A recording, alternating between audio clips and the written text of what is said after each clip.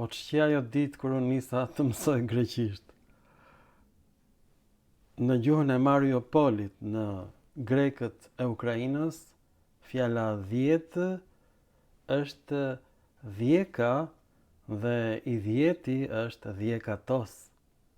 Pra u dhije fare fjala 10, sepse edhe dhijej dhe 10 në gjuhën shqipe është krijuar si gjuha e grekërve të Mariupolit. Pra shqiptarët e Ukrainës flasin të njëjtën gjuhë nga ndërtimi fonetik si grekët e Mariupolit dhe kjo ju ka shpëtuar jo vetëm shqiptarëve, studiosëve tanë, por studiosëve grek që nuk e njohin gjuhën e grekërve në Mariupol të Ukrainës dhe po të mos kishte shpërthyer lufta e tretë botërore në Ukrainë, unë në kurrën e kurrës nuk do ta kisha marrë vesh që fjala dhjekatos në gjuhën e grekërve në Ukrainë është fjala i 10 tek shqiptarët e Ukrainës dhe tek shqiptarët e Shqipërisë.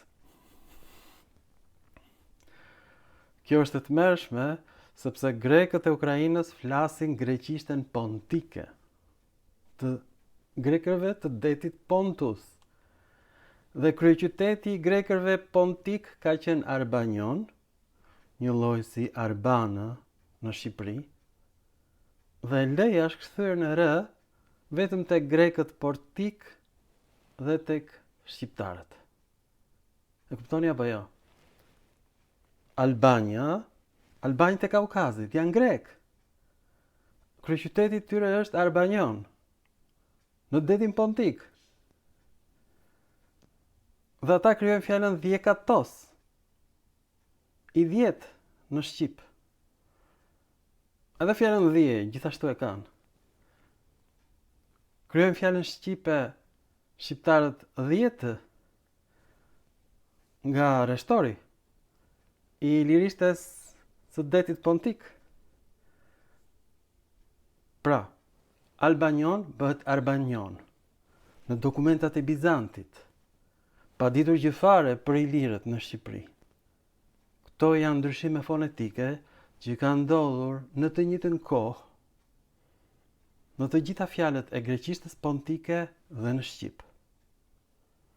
Fjala myga e gjuhës pontike është mia në gjuhën e Atikës, bëhet myza në gjuhën e Cakonjas, grek, pontik, dhe bëhet miza në gjuhën shqipe. Edhe një herë. Mia bëhet myga, pastaj myza. Dheka e greqistes bëhet dhjeka në gjuhën e Mariupolit, pastaj bëhet dhjekatos dhe është origjina e fjalës i 10, e 10 në gjuhën shqipe. Të njëjtat ndryshime fonetike në disa fjalë, jo në një fjalë, në disa toponime. Dhe vetë emri albanëve bëhet në Arbanion në mënyrë të pavarur.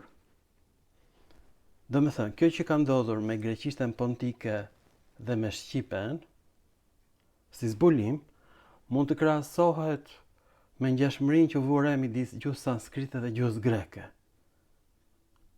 Atëherë u zbulua që gjuha sanskrite është motër e greqishtes dhe u krijua familja e gjuhëve indo-europiane.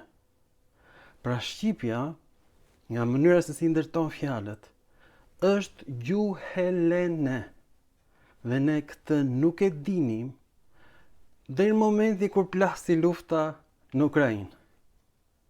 Kur fillova të interesohesha për greqishten pontike, deri në atë pikë është ngjashmëria, saqë fjala dhodhonë është shkurtimi i fjalës 12.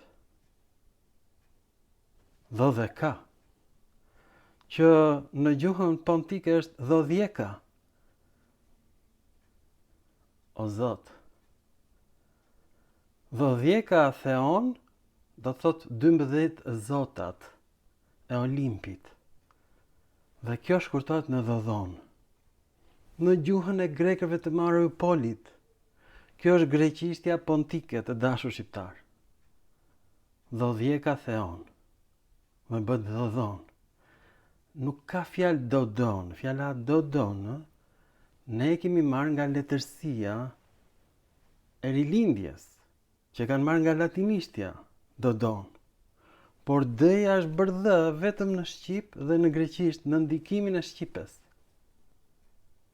Nuk ka patur d në greqishtën e lashtë.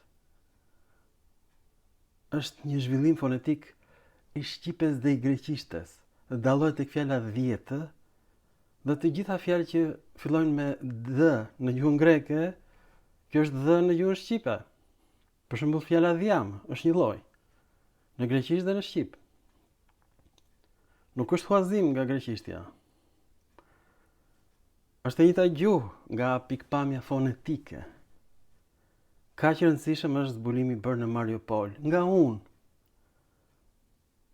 Pra duke u interesuar për shqiptarët e Ukrainës, unë gjej